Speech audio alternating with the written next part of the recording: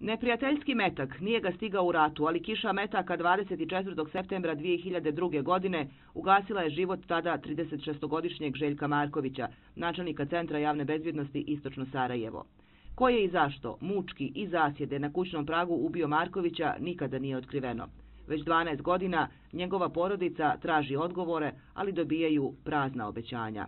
Ništa se nije promijenilo i Boga pitaj, hoće se i promijeniti pod ovim uslovima pod kojim živimo i ne znam ni čemu da se nadamo. I ja sam malo stagnirao u tom hodanju kod institucija, kod ljudi koji rade u njima, jer nisu mi nikad što su obećali završili, tako da sam razočaran u život i u ljude sve.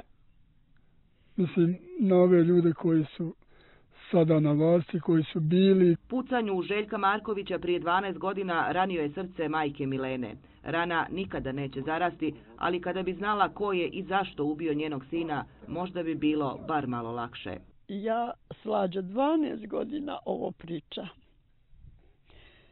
I pravo da ti kažem, sve što je rekao Slobodan, sa njim se slažem. Ništa ti dodati nemam, samo je tuga sve gora i gora, zato što niko ništa na tome ne radi.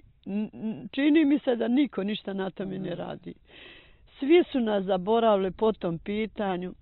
Markoviće, neutješne roditelje, brata, suprugu i ćerku Anu, koja oca pamti po fotografijama i pričama, mnogi se nažalost sjete samo u predizbornoj kampanji. Ni tada se ne udostoje da posjete grob ubijenog Željka, već šalju jeftine parole, ubirući još jeftinije i jadnije političke poene. Markovićima ne trebaju obećanja niti sažaljenje. Traže samo istinu, ko je i zašto ubio njihovog sina.